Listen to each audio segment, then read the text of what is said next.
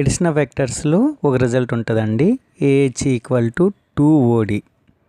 Okay అండి, చాలా important, ఇది అడుగుతున్నారు అందుకే చెప్తున్నాను. జామెట్రికల్ ప్రూఫ్ చెప్తానండి. రైట్, ఇక్కడ హెచ్ అంటే ఆర్థో సెంటర్, ఓ అంటే సర్కమ్ సెంటర్ అండి. సో ఆర్థో సెంటర్ అంటే ఏహెచ్ అనేది ఏంటవుతుందండి, యాల్టిట్యూడ్ అవుతుంది. ఓడి అనేది పెర్పెండిక్యులర్ బైసెక్టర్ లైన్ అవుతుంది. అంటే ఈ రెండు కూడా ఏమవుతాయండి, బీసీకి పెర్పెండిక్యులర్గా ఉంటాయి.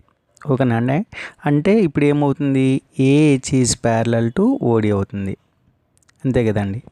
రైట్, ఇప్పుడు ఏడీని జాయిన్ చేద్దాం. ఓకేనండి. రైట్, ఏడి అనేది ఇప్పుడు ఏంటవుతుందండి, డి అనేది మిడ్ పాయింట్ కాబట్టి మీడియన్ అవుతుంది. అలాగే హెచ్ఓ జాయిన్ చేద్దామండి. ఈ పాయింట్ ఇంటర్సెక్షన్ పాయింట్ ఏదైతే ఉందో అది జీ అవుతుందండి.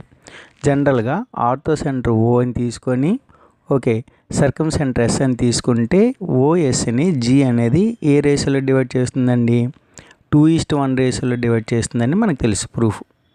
ఓకేనండి. రైట్, అంటే ఆ రిజల్ట్ మనకు తెలుసు. ఓకేనండి. రైట్, ఇప్పుడు ఇది ఏమవుతాయండి, వెర్టికల్ ఆపోజిట్ యాంగిల్స్. ఈ టూ లైన్స్ ఏమో ప్యారలల్. ఓకేనండి. అంటే ఇప్పుడు ఇది ట్రాన్స్వర్సల్ అవుతుంది కాబట్టి ఈ యాంగిల్ కూడా ఓకేనండి ఇంటీరియర్ ఆల్టర్నేట్ యాంగిల్స్ అవుతాయి. ఓకేనండి. అంటే ఇది బేట అయితే ఇది కూడా బేట అవుతుంది. So by AA similarity triangle AHG ఈ సిమిలర్ టు ట్రయాంగిల్ డిఓజి.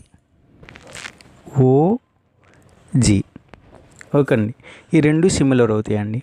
అంటే ఫస్ట్ ఇప్పుడు రేస్ చేద్దామండి.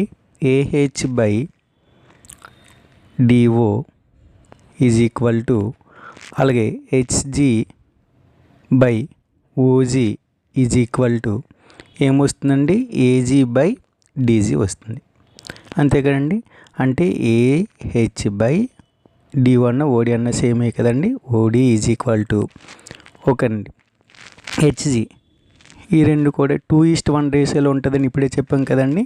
ఇది 2 ఉంటుంది, ఇక్కడ 1 ఉంటుంది. అంటే ఏహెచ్ ఈక్వల్ టు ఏమొస్తుందండి, 2 టైమ్స్ ఆఫ్ ది ఓడి వస్తుంది. ఓకేనండి. ఇది సింపుల్ ప్రూఫ్ అండి. లేదంటే ప్రాపర్టీస్ ఆఫ్ ట్రయాంగిల్స్ యూజ్ చేసి కూడా చెప్పొచ్చు, అది ఇంకొంచెం కాంప్లికేట్ అవుతుంది.